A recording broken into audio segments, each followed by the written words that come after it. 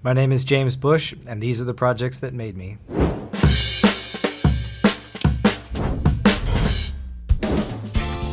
Project 1, the Alamo Plan. For the last several years, we've been working in San Antonio on the Alamo Plan. The anchor project is the Visitor Center Museum. The museum itself is not just speaking to the battle, it's giving a full, holistic history of how the Alamo came to be, inclusive of a 4D theater and other exhibits as well.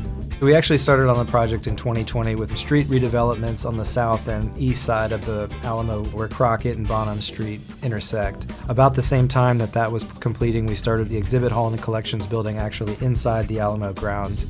The Alamo gets millions of visitors a year, and as a native Texan, to be a part of such an iconic project is just really special for me. Project 2, Frost Tower. So this was unique in that it was the first commercial high-rise that was built in San Antonio in 30 years. Also the glass facade that seems like it's twisting as it goes up the building. It's different than anything else that's built in San Antonio. All of the spires that you see at the top were built out of structural steel. So we prefabricated each one of those spires on the ground level and then flew them up into place. You can talk to anybody that's familiar with Central Texas and you mention the Frost Tower and they know which one you're talking about. To be able to say that I worked on that project, that's just a really cool thing to be a part of. Project 3, C&O Canal. In the 1800s, in order for folks to navigate the Potomac River, they built this canal system so that they could work upstream and downstream on the river. Lock number 3 is right in the heart of Georgetown. It was like a postage stamp of a project site. This was after we had gotten the shoring system installed and we were dismantling the stones as they were coming down, and it was very important from a historic preservation standpoint that the stones that were on the face were reinstalled exactly in the same orientation. So as we were taking those out, we were cataloging them and making sure that they were stored appropriately.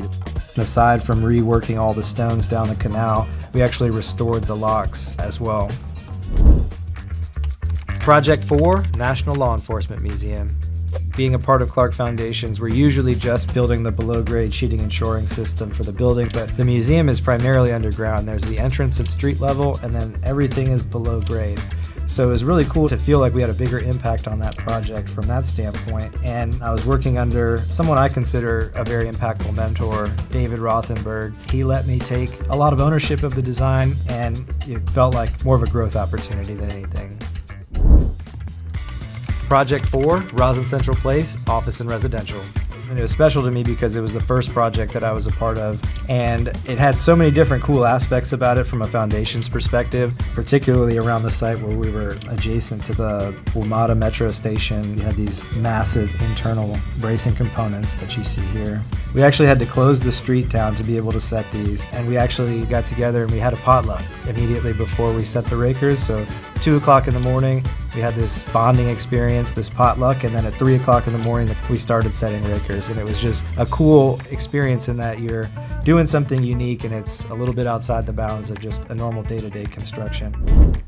My name is James Bush. I'm a project executive with Clark Construction, and those are the projects that made me.